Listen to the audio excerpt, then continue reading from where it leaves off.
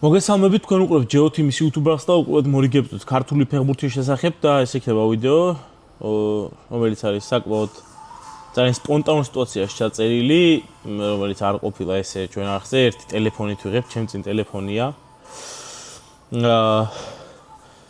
სასტუმრო ფოიეში ვარ და ჩემ წინ არის ჩვენი გენერალური მხარდამჭერი ნაბეღლავი.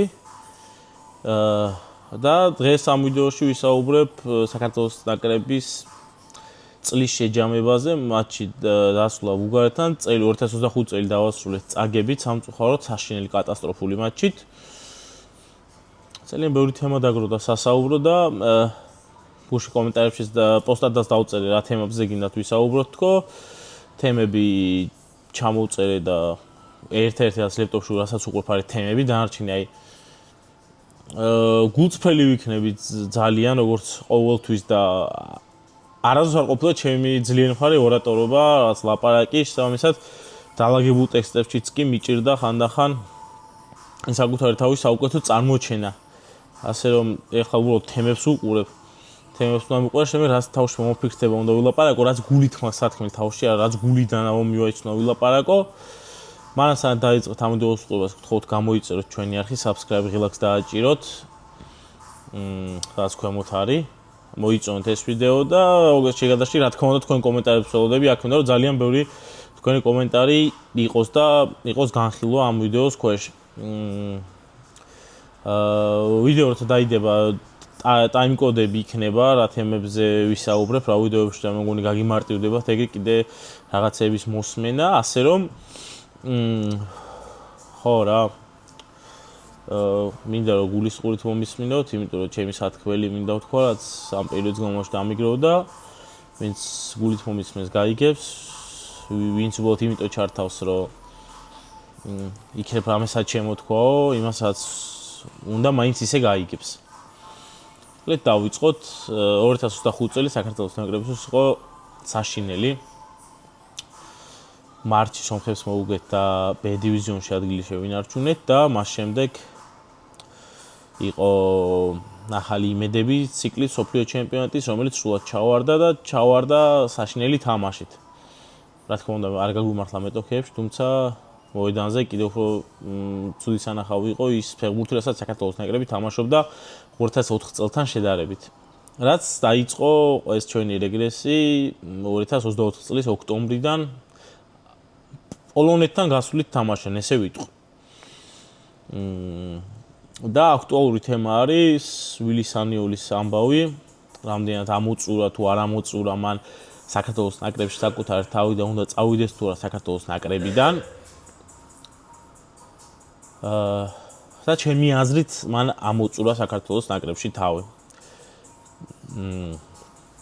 მოდი ვინც ამიტომ დარწმუნებული ვარ და ესე მგონია ბევრი ადამიანი უყურებს და რო არ ეგონოთ რომ მე ვიღაცის ჰეითერი შეიძლება ვიყო დას გამორიცხულია. პირველი დავიწყებ ლაპარაკს იმ საკითხებით, რომელიც ვილის მხარეს არის ამ პერიოდში. პირველი დავიწყოთ იქიდან, რომ დაცვის ხაზი ზოგადად ფეხბურთი მეძგონია, რასაც ვილი ბოლო პრესკონფერენციებზე ლაპარაკობს, რომ დაცვის ხაზის გარეშე გუნდს მომავალი არ აქვს, თუ დაცვის ხაზი ძლიერი არ იქნება. ეს ალბათ ბევრსაც რა გვართ შევინონ, ვინც ფეხბურთი იცის, ალბათ ისინი საერთოდ რომ ძლიერი დაცვის ხაზი ყავდეს უფრო, ვიდრე შემტევი ხაზი. ნუ შედარების დონეზე ვამბობთ. იმიტომ დღეს ფეხბურთში სწორი თამაშით გოლს მაინც გაიტან რაღაც დონეზე, თუ თავს კარგად ვერ დაიცავ, იმდენს გავუშვებ, რომ ის 1 და 2 გატანილი გოლი აზრს დაკარგავს. ასე რომ ბოლო პერიოდში მართლა ბევრი მცველი წავიდა, გააჩერეს რაღაც ზოგმა კარიერა დაამთავრა, ზოგი სანაკრებო უკვე აღარ იძახებს ზოგს ვილი სანიოლი. ძალიან ბევრჯერ თქო პრესკონფერენციაზე ზოგი ფეხბურთელი ასაკ შედის და კონკრეტულად დარწმუნებული ვარ, ერთ-ერთი ფეხბურთელია ეს ჩვენი კაპიტანი გურამ კაშიაუძე საუბრობს რომ ასაკ შედის. 18 წლის არის აშო. ეს არის ეგ დაცვის ხაზი აერია და ცდილობს დაალაგოს. და რა ვიცი, ბოლო ამ თამაშებში თითქმის ყველა თამაში განსხვავებული დაცვის ხაზით თამაშა. რაც რა თქმა უნდა იმას მისი თამაშის რაღაც გავლენას ცვლის. ეს ერთი. ეხა მეორე და მთავარი გიორგი ჩაკვეტაძე. ჩვენი ნაკრების ალმასი და ბრილიანტი, რომლის პროფილის ფეხბურთელი საქართველოს ნაკრებს არ ყავს. რაც ვილისანიუმას კონფერენციაზე გიორგი ჩაკვეტაძე არის ერთ-ერთი უნიკალური ფეხბურთელი, რომლის მსგავსი ფეხბურთელიც არ მყავს გუნდშიო, ფეხბურთელი, რომელიც ეხავს ხაზებს ნახევარ-დაცვაში. გიორგი ჩაკვეტაძე არის ნახევარ-დაცვაში სხვაობის შემქმნელი ფეხბურთელი.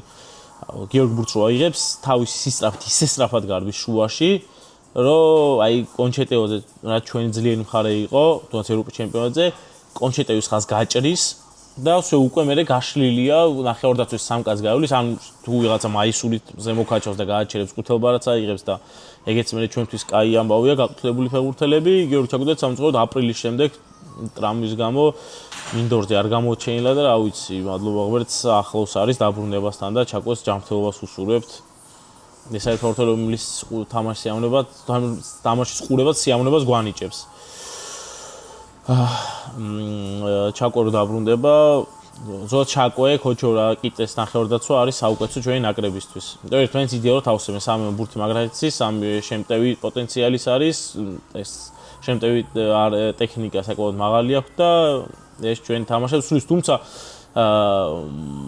ჩაკვე ყავდა ალბანეთთან, ჩაკვე ყავდა უკრაინასთანაც გასვლაზე, ჩაკვე ყავდა უკრაინასთან სახლში, ჩეხეთთანაც სახლში.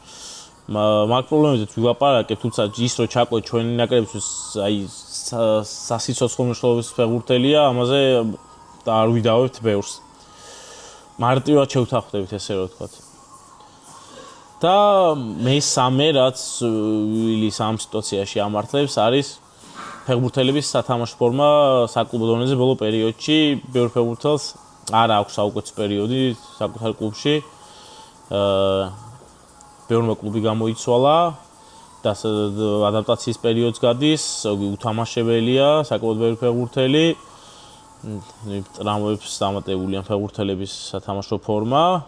ეს არის ის, რაც ვილის საბოლოო ჯამში ხელს უშლის თუ ვისაუბროთ ვილის პერსპექტივიდან. იმიტომ რომ მედალს ყოველთვის ორი მხარე აქვს, გამორიცხულია რომ ჩვენ ვისაუბროთ იმაზე, თუ რის გამო ამოუწურა ვილიმ თავი ნაკრებში და ვიღაც გამოვა და იტყვის, აი თუნდაც იმას არის მე ვსაუბრობ, ფეხბურთელი ცუდ ფორმაშია, ჩაკვე არ ყავს, დაცვა ასაკში შევიდა, ვიღაცები წავიდნენ, ამას იტყვიან, ამიტომ მე ამას ვსაუბრობ. თუმცა ეხლა უნდა გადავიდე იმ ფაქტებზე, რაც ამ პერიოდის განმავლობაში ვილის ანიოლის საპირისპიროდ მოქმედებს. თუმცა სანამ მაგაზე გადავალ, შეგახსენებთ, რომ ჩვენი არხის წარმომადგენელია კომპანია აჭარაბეთი. მადლობა მათ ჩვენი გორჩიტკომისთვის. ახლა იმ თემებზე ვისაუბროთ, რაც ვილის ანიოლის საპირისპიროდ მუშაობს.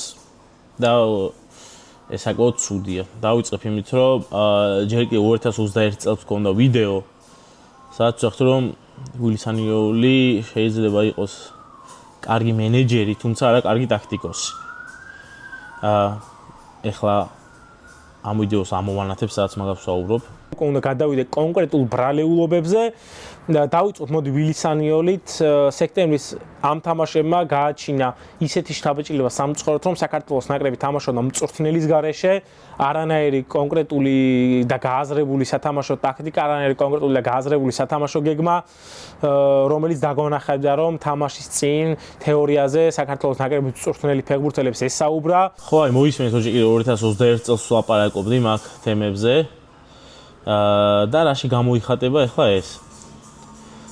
საქართველოს ნაკრებს ზოგადად დაკარგული აქვს თავის თამაში, რითიც ევროპის ჩემპიონატზე გავედით და რითიც ევროპის ჩემპიონატზე ხალხს თავი გავაცანით. თუმცა მანამდე იმას ვიტყვი სანამ მაგ თემაზე გადავალ, რომ საქართველოს ნაკრები როცა პირველ გოლს უშვებს, იმ თამაშს ვეღარ იგებს. ანუ ტაქტიკური გადაწყობი მოედანზე ვეღარ ხდება პირველი გაშვებული გოლის შემდეგ და ეს ტაქტიკური გადაწყობები უნდა გააკეთოს, მე ხო არ გავაკეთებ, უნდა გააკეთოს მწვრთნელმა. და თუნდაც პირველ ტაიმში რო გავუშვებთ, შესვენებაზე მეორე ტაიმს მწვრთნელი იგებს, ეს არის ძალიან ცნობილი ფრაზა და მეორე რაღაც ეგეთი რაღაც მეორე ტაიმში ჩვენ დაგვიქამბექებიოს, ეგეთი რაღაც არ მომხდარა. რაც ეს ტაქტიკური გადაწყობები რო არ შეუძლია მწვრთნელს, არის რომ ის ტაქტიკურად არ არის ძლიერი. და რაში გამოიხატება ხარ, რასაც საუბრობდი. ჩვენ რითი გავედით, რითი ვიყავით სიურპრიზი თუნდაც ევროპის ჩემპიონატზე, იმ ჩვენი სწრაფი შეტევებით, სწრაფი კონჩეტევებით, ლამაზი კომბინაციებით, რითიც რო გოლებიც გავიტანეთ და მთელი საქართველო ბედნიერი იყო, ეს წაიკითხეს. და ამაზე თუნდაც მწვრთნელსაც უსაუბრია, რომ ჩვენი ტაქტიკა წაიკითხეს. და ჩვენ ტაქტიკას რო წაიკითხავენ და ტაქტიკას რო გაგუშიფრავენ, რა ევალება მწვრთნელს, რომ ახალი ტაქტიკა შეიმუშაოს, რითიც ისე ვიქნებით ანგარიშგასაწევი ძალა მეტოქეებისთვის.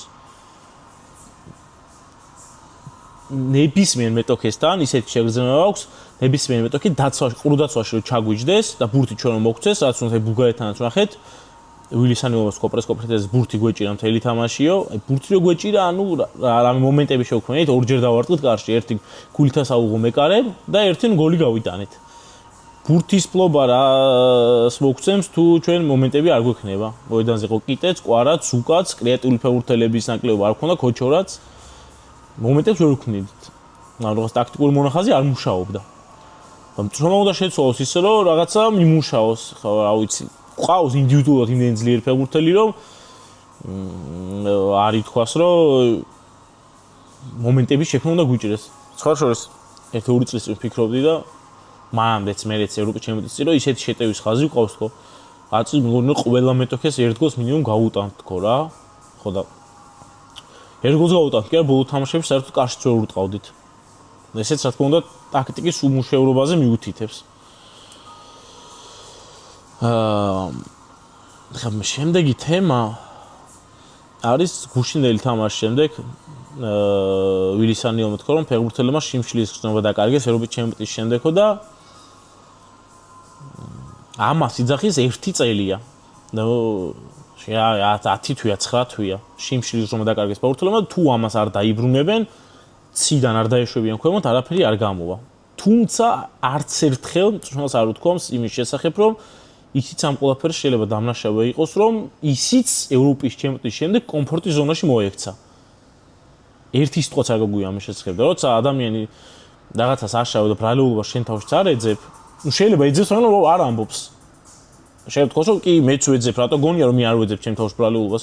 არ ამბობს და ფეხბურთელებზე მიდის პირდაპირ შეტევა.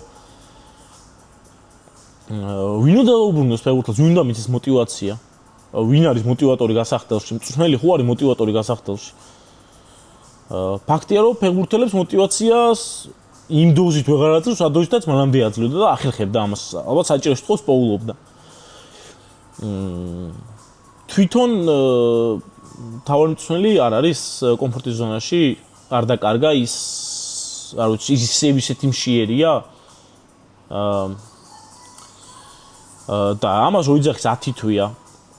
საბაჭილო რჩება რომ ეს არის შეკრებიდან შეკრებამდე თავის მართლების მიზეზი. 10 თვე თუ ფეხბურთელები ვერ დაბრუნდნენ მიწაზე.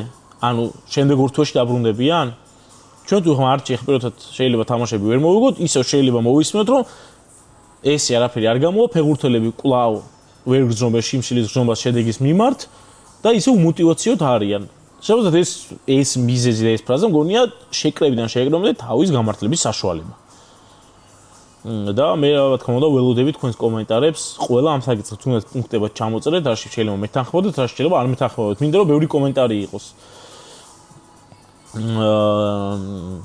შემდეგი არის ფეხბურთელებს შორის გამქრალი ქიმია. და ამაზე ვინ არის პასუხისმგებელი, რომ მოედანზე ფეხბურთელებს ესეთი ფორმაცია და ტაქტიკა შეუმუშაო, რომ ერთმანეთს კარგად გაუგონ? თავარი მწვრთნელი. მოდი მოვისმინოთ მეგობრებო. ეს არის ჩემი სიტყვები, ეს იქნება საქართველოს ნაკრების ერთ-ერთი ლიდერის ოთარ კიტეიშვილის სიტყვები, რას ამბობდა ის 1 თვის წინ თურქეთთან თამაშის შემდეგ. თითქოს ერთმანეთთან ყოფნა ძალიან გვიხარია, ძალიან მეგობრული გარემოა გუნდში, ძალიან კაი განწყობა, მაგრამ ყველაზე მნიშვნელოვანი რაც არის მოედანზე თითქოს ეს ერთიანობა ბოლომდე ვერ გადმოგვაქვს და ეს არის ძალიან დასაქმებული. ალბათ თქვენც მოისმენთ. იდეალური განწყობა, იდეალური ურთიერთობა ერთმანეთში, თუმცა ჩვენ მოედანზე ერთმანეთს ვეღარ უგებთ. რაღაც შესაძლებელია. ფეხბურთელი ამბავ ვიცი მე ხა არ ვსაუბრობ მას ფეხბურთელებიდან გამომდინარე, ფეხბურთელების ჭრილიდან, თუმცა მე ვსაუბრობ ამაზე, როგორც გულშემატკივრიდან გამომდინარე, რომელიც თავის ქვეყნის გულშემატკივარია. ამას რომ ადამიანი ისმენს. ფეხბურთელი ამაზე მეტად ხო ვერ იტყვის, რომ ესე იგი რაღაც წვრილი შეიძლება შეცვლილი იყოს. არ ვამტკიცებ კიდევ ერთხელ იმას, რომ კიტე ხა წვრილი შეცვლას ითხოვს, თუმცა ბუნებრივად ეგრე ჩანს.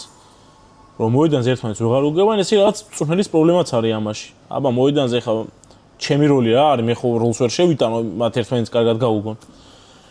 ფაქტორი რომ ფეხბურთელებიც უკმაყოფილო არიან ამით. რაც მაფიქრებინებს იმას, რომ რასაც საუბრობენ ფეხბურთელები, რომ კარგი გარემოა, თუმცა რა ვიცი, ისევ ვეღარ ვგრძნობ, რომ ყველაფერი ისევ კარგად არის.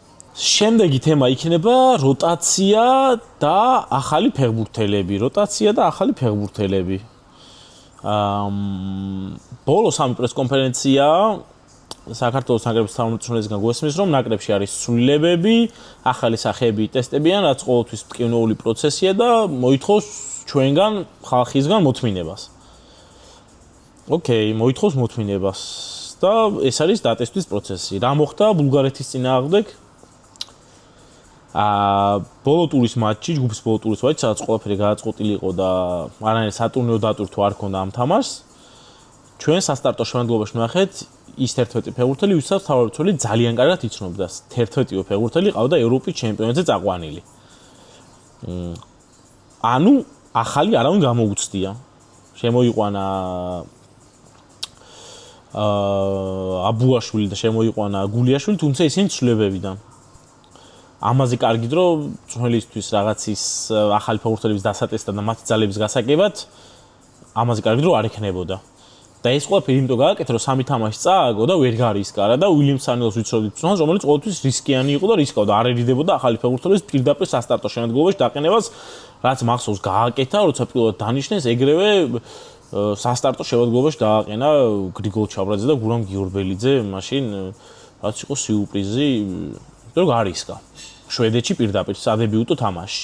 უილიამ სანელმა ჩამოიყვანა, აი რისთვის ჩამოიყვანა ილია ბერიაშვილი, მართლა მაინტერესებს ერთი დღისთვის, რომ ანუ ალბათ თავი შემდეგშიც განიხილავს და გარემო რო ენახა, იმიტომ რომ ჩამოვიდა ერთი ვარჯიში, მარტის წინა ვარჯიში ვარჯა გუნდთან ერთად. საერთოდ არ ერთი წუთიც არ დაუყვია მოედანზე და გავიდა. ანუ გავიდა გასახტავში თამაშის შემდეგ. ასევე სანდრო ნარიმანიძე, რომელიც U21-ს გამოვაკლო, გვესმის რომ ყოველთვის პრიორიტეტი არის ეროვნული ნაკრები და U21-იც იმიტომ არის რომ შემდეგ ეროვნული ნაკრების ფეხბურთელები მიაწოდოს, თუმცა U21-საც ჰქონდა ძალიან მნიშვნელოვანი თამაშები საკვალიფიკაციო ეტაპზე და დაახლოებით ხო იცოდა აპირებდა თუ არ გამოყენება სამ ფეხბურთელის და არ გამოიყენა. საერთოდ არ გამოუყენებია ერთი წუთითაც. რაღაც წაართვა ხო შეიძლება მარტში, ივნისში ამხანაგური თამაშები იყო. თქვა რომ პრესკონფერენციაზე ჩვენ დავიწყოთ შემდეგი წლისთვის მომზადება უკვე აქედან და არა შემდეგი წლიდან.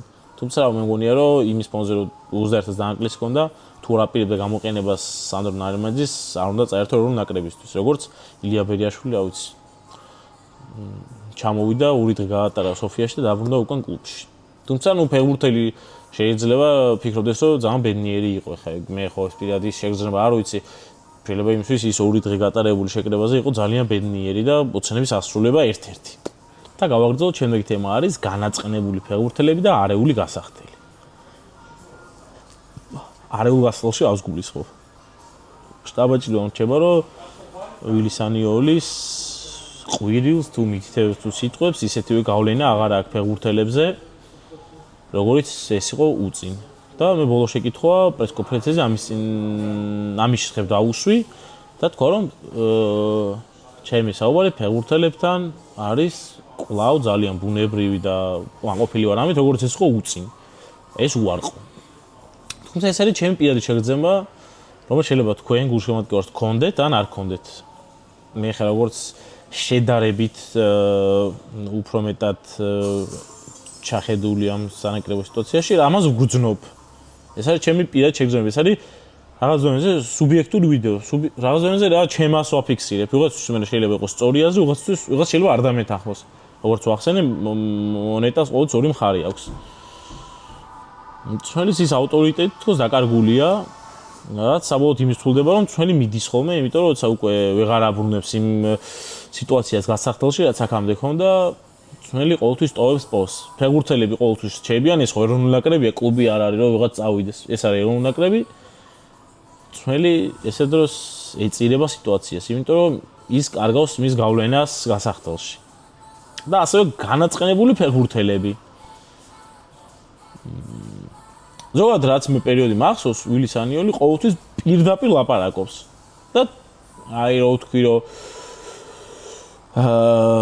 გუშინაც პრესკონფერენციის შემდეგ ვისაუბრეთ, ერთ-ერთი ის იყო, რაც ვითხრა, რომ რაღაცეები ყოველთვის პირდაპირ უნდა ვილაპარაკო, რასაც მე პრესკონფერენციებზე ვაკეთებო, შეიძლება ეს კარგი მოსასმენი არ იყოს, თუმცა რასაც ამბობ პირდაპირ თქვიო. და მე მახსოვს 2020 ჯერ კი 21 წლიანი ფეხბურთელები გააკრიტიკა, ძალიან ბევრი ფეხბურთელი განაცხადა ფეხბურთელად, რომლებიც ნაკრების ლიდერებად მოიაზრებოდნენ, მაშინ ახალი დანიშნული იყო. თუმცა აქ არ ვსაუბრობთ განაწყენებულ ფეხბურთელებზე აი იმ ამბავზე. აი ბოლო პრესკონფერენცია იყო ბუმ, ესე რომ ვთქვათ. შეიძლება უცბად თქვას, რომ ჟურნალისტისთვის მაგარი ჰედლაინები იყო, მაგარი რეიტინგი იყო. ვილის პირდაპირობა მოუწონა, თუმცა მე როგორ ხედავ ამ ამბავს. რაც მან ლაშადვალთან დაკავშირებით გააკეთა, არ ვიცი რამდენად მართებული იყო და რას გულისხმობ ხა გეტყვით. ლაშდვალი არის 19, 18, 17 წლის ფეხბურთელი, 10 წელია ნაკრებშია. შეიძლება ეროვნულ ნაკრებში უფრო ცოტა, 8 წელი. თუმცა ასაკობრივ ნაკრებშია ერთადერთი ფეხბურთელია თუ არ ვწდები, ვისაც 3 ევროპის ჩემპიონატზე ექნა თამაშები. თუ არ ვწდები, შეიძლება კაკაბაც იყოს, არ ვიცი, თუ არ ვწდები, ხა მაგაზე არ გავომეკიდოთ. და საკმაოდ დამსახურებული ფეხბურთელია საქართველოს ეროვნული ნაკრებისთვის. არ არის პატარა ბიჭი და ესეთ ფრაზას რო იძახი, მე იმიტომ არ გამოვიძახი, დავსაჯე. იმიტომ რომ მან ჩემი საუბარი და სიტყვები რომ მან სულად თამაშა ესპანეთთან ვერ მიიღო კარგად. ეს არის ჩემი რაღაც ზონის შიდა სამზარეულოს გამოტანა საჯაროდ. შეიძლება ვთქვა რომ პირად გაწყვეტილებით არ გამოვიძახე და რაღაცემ რომ შენ თავზე აიღო მწვრთნელმა. ისე როგორც თქვი მანამდეც ფეხბურთელების ბრალია ყველაფერი, აქაც ლაშადვალის ბრალი ყოფილა ყველაფერი და ას გულისხმობ გეტყვით. მე რომ ეროვნულ ნაკრებს ვსაუბრობთ, რომ არის ერთი ოჯახი. ეს არის ოჯახი. ეხა მე რო ოჯახში ვიკამათოთ, თუნდაც რა ვიცი, მე რომ მეუღლე მყავდეს და მე თან თქვენ ვიც უყურებთ თქვენ მეუღლეს და რო ვიკამათოთ, შეიძლება მოუყვეთ თქვენ ახლობელს. თუმცა ამას არ ადგილით და საჯაროდ არ მოყვებით, იმიტომ რომ ეს არის ოჯახის საქმე. ოჯახში რაც ხდება, რჩება ოჯახში. და არ ვიცი, ლაშადვალო რო ჩამოვა შემდეგ შეკრებაზე, რა დამოკიდებულება იქნება ერთმანეთთან, რა ვიცი, მე ესე მგონია რომ ის ოჯახის თემა და შიდა თემა, უნდა ითქვა რომ პირად გაწყვეტილებით არ გამოვიძახ, თუმცა ეს არ მიიღო კარგად. ლაშა ჩემს არ დამსახურებია. ესეც არის ის თემა, რასაც ვიღაცა დამეთანხმება, ვიღაც არ დამეთანხმება და უდებით გონგან ამ თემაზეც კომენტარებს ისევე როგორც ირაკლი აზაროვის თემაზე, ასე თქვა რომ ზუსტად მაგ სიტუაციას მოუყვები. სეტანტა სპორტის კომენტატორმა ირაკლი მედაძემ კითხა. მან იყო პრესკონფერენცია მორჩა და პრესატაშემ უთრავლის, რომ პრესკონფერენცია დამთავრებულია და ხო არ გსურთ რამის დამატება ვილის კი უთხრა და ვილი უთხრა, რომ ძალიან ბედნიერი ვარ გიორგი გოჩოლეიშვილის თამაშით მარცხენა ფლანგზე, ძალიან ბევრი იშრომა და მართლა ძალიან ბევრი იშრომა გოჩომ. რაც შეეძლო მარცხნიდან მომდგარიყო მარჯვენა მცველს. და სეტანტა სპორტის კომენტატორმა ირაკლი მედაძემ კითხა ეს რაღაც რომ ბატონო მწვრთნელო გოჩო ხო მარჯვენა ფეხიანია. რადგან ის პასუხი იყო რომ მე ზოგადად მირჩევნიაო ცუდ მარცხენა მცველს, მარცხენა ფეხიან მცველს მირჩევნია კარგი მარჯვენა ფეხიანი, მარჯვენა მცველი ვათამაშო მარცხნიო. რაც რა თქმა უნდა იყო პირდაპირ ირაკლი აზაროვზე კომენტარი, იმიტომ რომ ბოლო თამაშზე აზაროვი ყავდა მარტო ნომინალური მარცხენა მცველი განაცხადში. და მას შემდეგ მარცხენმცველი არ გამოუძახებია. ეხლა პოზიციით მარცხენმცველი განაცხადია არ უყოლია. რაც რა ვიცი ანუ ცუდი ფეხბურთელი ხარო პირდაპირ ირაკლი აზაროვს უთხრა, ხო, შეიძლება გვარი არ ხსენებია, თუმცა რა ვიცი, აბა ვის უნდა მიიღო ეგ. რაც რა თქმა უნდა, აი ხა ხვალ რო დაჭირეს აზაროვის გამოძახება, აი ამ კომენტარებში ცუდი ფეხბურთელის გამოძახება, აი ასე ვცხოვრობ, რომ გარეული არის ცოტა სიტუაცია რამდენიმე ფეხბურთელს და მწვრთნელს შორის. ასევე რა ვიცი, მარცხენამცველი პოზიცია არის ძალიან სპეციფიკური რა. იმიტომ რომ მარცხენა ფლანგიდან მყავს ხუჩა კვარაცხელია, ნაკრების ლიდერი, ჩვენი ვარსკვლავი, რომელსაც ჭირდება სწორი ჩარბენები, რომელსაც ანუ მარცხენამცველი ისე ჩაურბენს მარჯვენამცველი, ეგრე ვერ ჩა მარჯვენამცველი და მარჯვენამცველის თამაში მარჯვენა სხვა სპეციფიკა და მარჯვენამცველის მარცხნივ თამაში სხვა სპეციფიკა, ბურთის მიღება, დატრიალება, გაქცევა. ვინც არ უნდა დააყენო იქ, იც ეცდება, იმიტომ რომ ყველა ფეხბურთელი გულით თამაშობს ნაკრებში, თუმცა შეიძლება არ გამოუვიდეს, იმიტომ რომ სხვა სირთულეები ახლავს ამ ყველაფერს.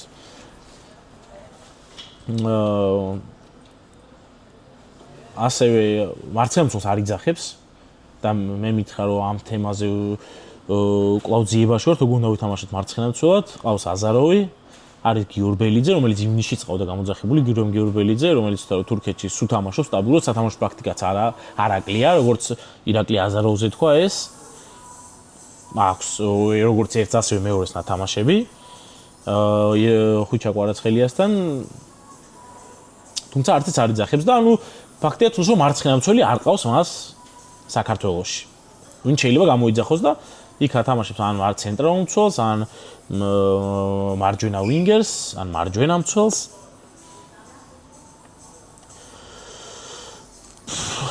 რაც რა თქმა უნდა რეუ სიტუაციას ჩემი აზრით, იმიტომ რომ ეს ურთიერთობები გადამდებია სხვა ფეხბურთელებისთვისაც. გადავიდეთ შემდეგ საკითხზე, რომელიც არის ჩემთვის ძალიან მნიშვნელოვანი და ვიდეოს დასაწყისში ვთქვი, რომ ვინც გულით მომისმენს ის გაიგებს და ვისაც უბრალოდ იმიტომ უნდა შემოსვლა რომ რაღაც სათავისოს გამორჩეს, ამ თემასაც გაატარებს. რაზეც ბოლო პერიოდში ძალიან ბევრი კითხვა, ეს თემა ეხება საბა საპანაძის კრიტიკულ კითხვებს პრესკონფერენციაზე. და რატო არ უსვამს ვილისანიოლს კითხვებს და ინტერვიუს რატომ არ წერს მასთან? იმიტომ რომ ეშინია კრიტიკული კითხვების დასმა. თარწმუნებული არც იცით ვინც ამას წერთ, ჩემი ბოლო კითხვები პრესკონფერენციაზე და ზოგადად პრესკონფერენცია როგორი სპეციფიკისაა. პრესკონფერენციაზე, ერთ პრესკონფერენციაზე ერთ ჟურნალისტს პრესამსახურისგან ის არჩევს, ეძლევა ერთი კითხვა, ანუ ორ კითხვას აღარ გასმევინებენ, ერთი კითხვა. მე რო რაღაც კონკრეტულ ერთ კითხვას ვსვავ, კრიტიკულ კითხვას რო ვსვავ, რადგან გინდა პასუხი მიიღო, ვილისანიოლი თავაროს ისეთ პასუხობს ისეთ რაღაცას, რომ მოგებულში რჩება, ანუ პასუხს ვეღარ უბრუნებ უკვე. მეორე კითხვას ვეღარ უსვამ და რჩები წაგებულში. ანუ ისე გამოდის რომ შენ უკითხე იმას სწორი რაღაც დაგისვა, იმიტომ რომ შენ თუ კრიტიკულ კითხვას კითხავ, რა არ ეთანხმები ის რომ გიპასუხებ, შენ აუცილებლად პასუხი უნდა დაუბრუნო უკან. ანუ ეს ხო კამათის დისკუსიაში წავა, შენ დისკუსიაში. რომ შენ არ ეთანხმები მას, ამას ვერ ეუბნები, იმიტომ რომ ერთი კითხვა გა პრესკონფერენციაზე მარტო. ჩემი ბოლო კითხვები რა იყო პრესკონფერენციაზე? გუშინ ბულგარეთთან თამაშის შემდეგ ჩემი კითხვა იყო შემდეგი. თვლით თუ არა რომ გასახდელში თქვენმა სიტყვამ გავლენა დაკარგა თქო. მაინტერესებდა რადგან გქონდა რომ არა გასახდელში ჩემი კომუნიკაცია ფეხბურთელებთან ძალიან კარგია და თვლიო ფეხბურთელებმა უბრალოდ დაკარგეს შიმშილის გზნობა შედეგის მიმართ. არის თუ არა ეს კითხვა, რაზეც თქვენს გეხებოდა ცულო დაგესვათ მთავარმცველის მიმართ. მატჩის წინა პრესკონფერენციაზე ჩემი კითხვა იყო რასთან დაკავშირებით? ხო, ჩემი კითხვა იყო მატჩის წინა პრესკონფერენციაზე, რომ ანუ სატურნირო თვალსაზრისით 100 დაკარგულ თამაში იქნებოდა თუ არა ექსპერიმენტები და ახალ ფეხბურთელებს ვინც გამოიძახა მიიცემოდა თუ არა შანსი. აქ იყო პასუხი რომ ჩვენ ხო გვჭირდება მოგება და ექსპერიმენტები არ იქნება. მაგის წინ შეკრებამდე პრესკონფერენციაზე ჩემი კითხვა იყო შემდეგი ირაკლი აზაროვთან დაკავშირებით. რადგან ბევრი სვამთ კომენტარებში კითხვას, რატო არ ეკითხები ირაკლი აზაროვის შესახებ. ჩემი კითხვა იყო მარცხენა მცველთან, არა ირაკლი აზეროვთან დაკავშირებით. რაზეც მიპასუხა. მე ესეთ რაღაც ვკითხე. ჩვენ ხალხი გულშემატკივრები ვიმსახურებთ პასუხს ირაკლი აზეროვმა რამე ხო არ დააშავა. თუ დააშავა, გვითხრით რომ ვიცოდეთ რომ ირაკლი აზეროვმა რაღაც დააშავა და ამის გამო ისჯება. თუ რა არის ამის მიზეზი, რის გამოც ირაკლი აზეროვს არ იძახებს, ან თუ იძახებს არ ათამაშებს. და ეს რაღაც თქვა რომ ირაკლი მე ვუთხარ თან ბოლო თამაშში ითამაშა 90 წუთი. ირაკლი აზეროვმა როცა ბოლო 90 წუთი ითამაშა, უკვე სია დადებული მქონდაო და კლუბში არ ათამაშებენო. მე მინდა რომ ირაკლი აზეროვმა კლუბში ითამაშოს, მე ნაკრებში ვათამაშო. ეს ირაკლი აზეროვზე შეკითხვა. მანამდე თურქეთთან თამაშის წინა პრესკონფერენციაზე ჩემი კითხვა იყო შემდეგი რომ ხან ცენტრალური მცველი თამაშობს მარცხენა მცველად, ხან მარჯვენა ვინგერი, ხან მარჯვენა მცველი, რატომ? ეს კითხვა თქვენს გიქნებოდათ დარწმუნებული ვარ და მანდ პასუხი იყო რომ ჩვენ ვეძებთ გზას როგორ უნდა ვითამაშოთ მარცხენა მცველის პოზიციიდანო. ეხლა ამ კითხვებს თუ ისმენთ, თქვენც ხო გიქნებოდათ ეს კითხვები ვილისანიოლთან. ერთი კითხვა მაქვს პრესკონფერენციაზე მწვრთნელთან, ერთი კითხვის დასვის უფლება. მე რის რომ მიპასუხებს, მე უკან პასუხს ვეღარ უბრუნებ. ანუ მე ვrჩები წაგებულში. ანუ რაღაც თვითონ კარგი მიპასუხა და მე ვეღარ ვეტყვი, მე აი ესე ვფიქრობ, მე სხვანაირად ვფიქრობ. და ვინც კომენტარებში წერს, ყველას რა თქმა უნდა არ გიხებათ. არც იციან და არც აინტერესებთ საბამ რა კითხვა დასვა, იმიტომ რომ ხო არ იციან იმათ საბამ რა კითხვა დასვა პრესკონფერენციაზე. მიდი კლავიატურაზე ატყაპუნე მარტივია. ეხა მეორე საკითხი, ინტერვიუ ვილის ანიოლთან კომენტარში დავწერე, რომ ფედერაციიდან მიან მქონია საშუალება, რომ ვილის ანიოლთან ერთ-ერთზე ინტერვიუ ჩამეწერა. ერთხელ ორჯერ ვითხოვე და უარი იყო და ზუსტად ვიცი რომ ხვალას რო ვითხოვ უარი იქნება, იმიტომ რომ ვლადიმირ ვაისთანაც წინა მწვრთნელთან მინდოდა ინტერვიუ და ეს ვითხოვე და ყოველთვის იყო ეხა არ არის შესაძლებელი და როცა მე სლოვაკეთში ვლადიმირ ვაისთან ჩავწერე ინტერვიუ და მე მას ვუთხარი რომ მე საქართველოს ნაკრებში როცა იყო მწვრთნელად მასთან მინდოდა ინტერვიუ, მე მან მითხრა რომ ჩემთვის არასდროს არავის უთქვამს რომ ეს ზუსტად არის რომ ციტირებ. ჩემთვის არასდროს არავის უთქვამს რომ შენ ჩემთან ინტერვიუს ჩაწერე გინდოდაო.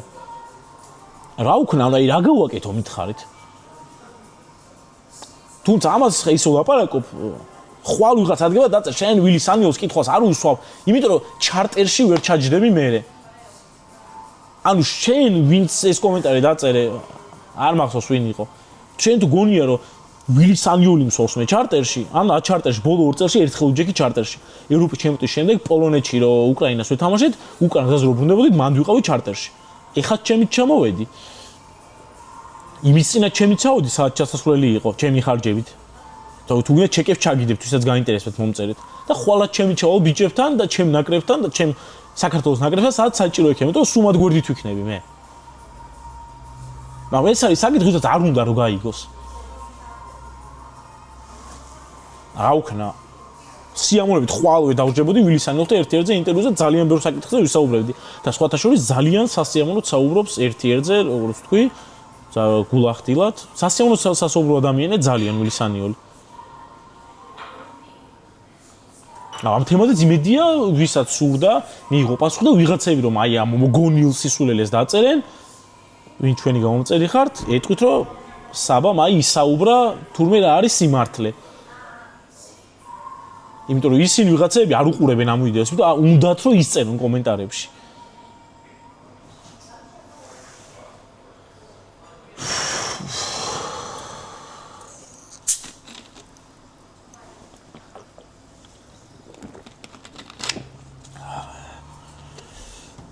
კიდევ ერთხელ შეგახსენებთ, რომ ჩვენი არხის წამდგენია კომპანია აჭარაბეთი და კიდევ ერთხელ მადლობას ვუხდით მათ ჩვენი გვერდში დგომისთვის. და გთხოვთ რომ გამოიწერეთ ჩვენი არხი და მოიწონოთ ეს ვიდეო და დაგვიწერეთ კომენტარები. ეს მართლა ის ვიდეოა, სადაც ძალიან ბევრი კომენტარი მინდა იყოს ჯანსაღი თქვენი აზრის მოსმენა. სადაც მე მეც გიპასუხებთ კომენტარებში. შემდეგი საკითხი არის ვინ უნდა იყოს ვილის ანიოლის შემცვლელი. მოკლედ აქ არის საკითხი სწორ რთულად რა, ეს ვილის ანიოლის შემცვლად ამ მომენტში ხედავ რამას ვანაძეს.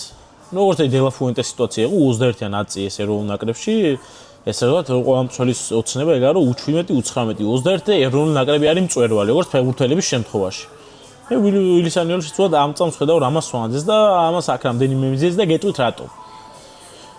პირველი, საბოლოო ჯამში მაინც პირველი ფინანსებთან მივდივართ. რა ფინანსებიც ვილისანიოს აქვს, რა ხელფასიც აქვს. მაგ ხელფასად საერთოდ უცხოელი არც ერთი კარგი მწვრთნელი არ ჩამოვა საქართველოში. ევროპის ჩემპიონატზე რო გავოდით, მახსოვს მაშინ კახაკალაძის კომენტარი, რომ ყველაზე დაბალანსებადი მწვრთნელიაო, არავინ არ იმუშავებდა, აქ უყვარს საქართველო, 20,000 ევრო აქო. ესე მახსოვს. მაშინ ახალ კონტრაქტს გადააწერა ხელი, არ ვიცი ხა რამდენი იქნება. 9 მილიონზე მეტი ხო არ იქნება 500, ანუ 500,000-ზე მეტი, არ ვიცი. მაგდინ შეიძლება არ ქონდეს, აი წარმოდგენა არ მაქვს რა არის ვილისანიოლის ხელფასი საქართველოს ნაკრებში. 500,000 როგორც 600,000 მაგ ხელფასზე კარგი უცხოელი მწვრთნელი, ტაქტიკოსი ვინც არის არ ჩამო. ჩამო ესეთი ვინც როგორც აი ვილი იყო თავის დროზე რომ მოვიდა 5 წლის წინ ნაკრებში 2021 წელს რომ პლაცდარმი იყო მისთვის საქართველოს ნაკრები მისი სამწვრთნელო შესაძლებლობების გამოვლენის.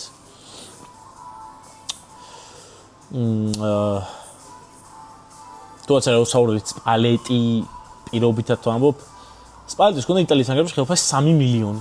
სპალეტის 3 მილიონში და საქართველოს ნაკრებში მაინც არ წამოვა. საქართველოს ნაკრებში წამოვიდეს ჭირდება მინიმუმ 2-ჯერ მეტი. 5-6 მილიონი, იმიტომ რომ ადგა სპალეტი ეგრე იუვენტუსში წავიდა. პირობითად რომ ძლიერი კარგი მწვრთნელი. და რაც შეეხება სვანაძეს, რამას სვანაძე ჯერ ერთი რომ ამ ფეხბურთელს ძალიან კარგად ტრობს თვითონ ნაკრებში 90%-ს, მის ასაკობრივში აქვს 90%-ს გამოვლილი. მეორე ძალიან ბევრი ადამიანისგან მსმენია და ბიჭებისგანაც რომ ძალიან მაგარი ტაქტიკოსია. თამაშს ისე შეისწავლის, ისე ღეჭავს ტაქტიკურად. აი ძალიან მაგარია თამაშის დაგეგმვაშიო. რაც ჩვენ ნაკრებს ძალიან ჭირდება, იმიტომ რომ ჩვენ ნაკრების ტაქტიკა უკვე ყველა მიცის და ამიტომ გვიჭირს თამაში. ჩვენ ნაკრებს ჭირდება ტაქტიკურად უკეთესი მწვრთნელი ვიდრე ეს არის ვილი სანიოლი. და რატო ვილი სანიოლზე თქვა ნოემბრის მატჩების წინ საქართველოს ფეხბურთის ფედერაციის ვიცე-პრეზიდენტმა ალექსანდრე იაშვილმა რომ ის არსად არ წავა, შემიძლია ჩვენთან ერთად იქნება, მას ვენდობითო. ერთ-ერთი რაც შეიძლება მიზეზი იყოს, რომ თუ უკმაყოფილებიან შეიძლება ჯერ ვერ უშვებდნენ, არის ის, რომ მას აქვს კიდე კონტრაქტი საქართველოს ფეხბურთის ფედერაციასთან და შეიძლება დიდი კომპენსაცია იყოს გადასახდელი. თუ მას თავიანთ სურვილით გაუშვებენ. ხტო ფიქრობენ, რომ აცალონ კიდევ თუ მოახერხებს სიტუაციის შემოbrunებას და დაალაგებას. რაც იმაზე ბევრად რთული იქნება, ორჯერ და სამჯერ, ვიდრე ეს იყო 2021 წელს, სექტემბერში წავაგეთ თამაშები, ძალიან ცუდი, მე ოქტომბერში და კოსოვოსთან მოგებით დაიწყო ნაკრების კარგი პალასა, ესე რომ ვთქვათ. ეს ჩემი ვარაუდია, რომ შეიძლება დიდი კომპენსაცია ქონდეს და ამიტომ ვერ უშვებდნენ. თუმცა თუ ეხლა კმაყოფილები არიან იმით, რაც ხდება და მოედანზე, მაშინ არ ვიცი, მაგრამ თქო კომპენსაცია არაფერ შუაში არ არის. შემდეგი საკითხი არის საკლუბო ფეხბურთი. ვილი სანიოლმა გუშ თამაშის შემდეგ თქვა ჩვენი ფეხბურთელები ტოპ კლუბებში არ არიან. რაც მოგვისმენია სხვა მწვრთნელებისგანაც. ჩვენ არ ყავს 60 ფეხბურთელი სანაკრებო დონეზე. და კადრების პრობლემა აქვს. საიდან მოდის კადრების შევსება? შენი შიდა ჩემპიონატიდან, საკლუბო ფეხბურთიდან. ამდენი ლეგიონერი ფიზიკურად ვერ გეყოლება, შეიძლება ყავდეს 15 ლეგიონერი, თუმცა 15 კაცი არ ყოფნის სანაკრებს, იქ ტრამვა იქნება, ვიღაც დაღლილი იქნება, ვიღაც ვერ ჩამოვა დაზიანების გამო და შემსრულებლები საიდან უნდა მოიყვანო? საქართველოს ჩემპიონატიდან. საქართველოს ჩემპიონატი ქვემოთა მაგის იქით აღარაფერი აღარ არის. ძალიან დაბალ დონეზეა. თუ საქართველოს ჩემპიონატს არ მიეხედება და ის კატასტროფული სიტუაცია საქართველოს ჩემპიონატში არ გამოსწორდება. ყოლება ძლიერი ფეხბურთელები, თუმცა აი როგორც პირობითად ჩაკორო გამოგვაკლდა და ვერავინ ვერ შეცვალა, იქ კიდე თუ გამოგვაკლებოდა ვერავინ ვერ ცვლი და ეგეთი სიტუაციები გვიქნება სამწუხაროდ, იმიტომ რომ ძლიერი კადრები ვერ წამოდნენ, თუ საქართველოს ჩემპიონატი ძლიერი არ იქნება, გამორიცხულია. ყველა ჩეხეთი და რუმინეთი შეიძლება არ ყავდეს რაღაც გასაოცარი, უკრაინა გინდა თუ ვინ გინდა, არ ყავდეს გასაოცარი ფეხბურთელები საქართველოს და ლოკალურ ჩემპიონატში, თუმცა სანაკრებო დონეზე ისინი ძალიან კარგ კონკურენციას თავაზობენ ერთმანეთს. ვიდეოს ბოლოში ვართ, ბოლო თემა, რადგან მინდა ვისაუბრო, არის ის, რომ ბევრი იწერება რა შეიცვალა საქართველოს ნაკრებში, 26 მარტის ევროპის ჩემპიონატის შემდეგ შეიცვალა ის, რომ ვიც რაც არ უნდა თქვას, ქვეყანაში იდეალური მდგომარეობა აღარ არის.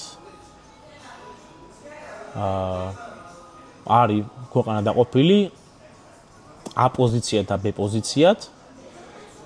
ერთმანეთს ჭამთ. თუ B პოზიციაზე ფიქრობ, A პოზიცია გჭამს. თუ A პოზიციაზე ფიქრობ, B პოზიცია გჭამს.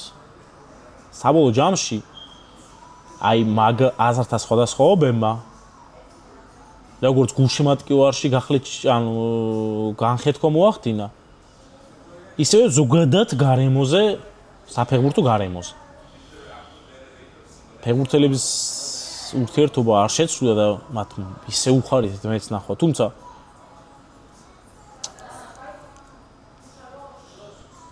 ჩვენ არ ვართ დიდი ქვეყანა, როგორც ესპანეთი, დიდი ბრიტანეთი, საფრანგეთი. ჩვენ ვართ პატარა, ძალიან პატარა ქვეყანა ვართ. გამორიცხულია, რომ ესეთი არეულობა, რაც და დაძაბული, აი დაპირისპირებები არის მხარეებს შორის, არ მოქმედებს ეს ფეხბურთელებს. გამორიცხულია.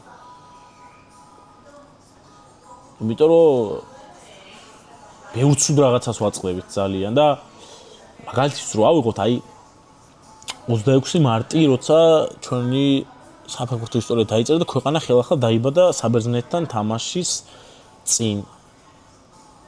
მაგ თამაშის წინ ქვეყანაში რო ქალაქში რო გაგევლო, სადაც არ მოგო თბილისი იქნებოდა, ბათუმი, ქუთაისი, რუსთავი, გორცუ, სადაც იქნებოდა, ყველა ერთ რაღაცაზე ლაპარაკობდა. და ეს იყო ფეხბურთი და ის თუ როგორ უნდა გავსულყოთ ევროპის ჩემპიონატზე. ყველა ერთმანეთს ეხუტებოდა, ყველა ერთმანეთს ამხნევებდა და ის განწყობა იყო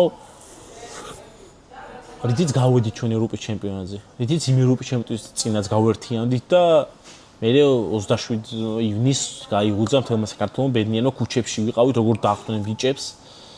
ჩვენ საამაყო ბიჭებს, რომელთა თავით თამაშით მე დაიმსახურეს ის სიყვარული, რაც მიიღეს. ეხა აღარაა ეგრე. ეხა ფეხბურთის ნაკლებად ცხელად არ არის ფეხბურთის საუბრო მთავარი თემა ჩვენ ქვეყანაში.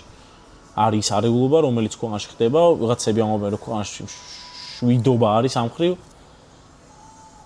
თუმცა არეულობა.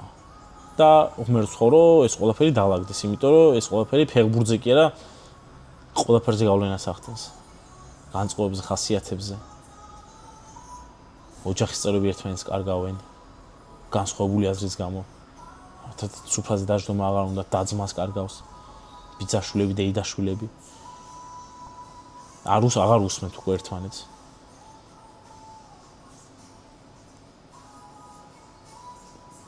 ბულინგი მიდის, დაცინვა მიდის. სიზღის და ღვარძლის ამონთხევა მიდის.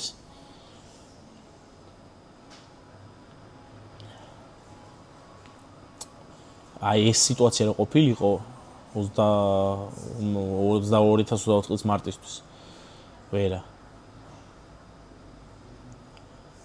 ეხლა ჩამოსის ყურებში 100 წუთზე, როგორ ისვის თელ სტადიონზე სიმღერა შენთვის შეთვის ღერის ზღაპრის ბოლო კეთილია. როგორც ის პენალტების სერიის წინ. ახდენს გავლენას და რა უქნა, ხო არ მოვიტყუები.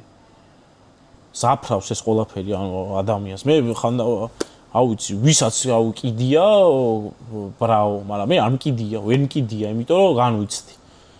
განვიცდი, რომ აღარაა ქვეყანა ისეთ ბედნიერი, როგორც იყო. ღმერთს ხო რომ აუცი. ისეთ ბედნიერ საქართველოში გაგვეღვიძოს მალე, როგორც საქართველოშიც გავუღვიძეთ 27 მარტს და 27 ივნისს, საბერძნეთთან და პორტუგალიასთან გამარჯვების შემდეგ. მაქსიმალურად მინდოდა რომ ყველაფერი რაღაც მე თქვა რაც გულში მქონდა და ალბათ თქვი, აუცი გამომრჩა შეიძლება რამე არ ვიცი. აქ მაგ თემები მარტო, აი მე 8 თემა მქონდა ჩამოწერილი და მე უკვე რაღაც გულიდან ტვინიდან წამოვიდა და ვაპარაკობდი. აუ დაწერეთ რამე თუ გამომრჩა. გთხოვთ გამოიწერეთ არხი და გამოწერაზე მე ხა გამოწერაზე მნიშვნელოვანი ისაა რომ კომენტარები დაგვიწეროთ და განვიხილოთ ნაგვიშველის და რაში მეთანხმებით, რაში არ მეთანხმებით, რაში სისულელე ილაპარაკეო და ამიწერს სისულელე, ნუ ეს ძილობის პარაგლებში ხა, იმიტომ რომ ვინც რაღაცა ისე დამიწერს, აი მართლა არ ვაქცევ მაგას ყურადღებას, იმიტომ რომ ხვდები რომ ვიღაცები რაღაცებს ვერ ინელებენ. ვიღაცები ჩემ 10 წლიანი ურთიერთობას და ძვაკაცობას ვერ ინელებენ ვიღაცებთან. და შემოდიან fake account-ით რომ ღვარძლი დაწერონ, ლოგაუტს დააჭირონ და გავიდნენ. თუმცა თქვენ ვინც კრიტიკა იქნება თუ თქვენი აზრი უწფელი სიყვარულით მიწერთ, ძალიან ვაფასებ და თქვენ გარეშე აზრი არ იქნება ამ არხს კი არა, არაფერს. უშემატკივრის და მხარდაჭერის გარეშე. ეს სპონტანურად ვიდეო არ ჩამოწერია, ძალიან დიდი ხანია ტელეფონით, ერთი პეტლიჩკით. სად ვარ, რაღაც ლობიში ვზივარ. მადლობა და მომავალ შეხვედრამდე. ველოდებით თქვენ კომენტარებს, აბა კარგად.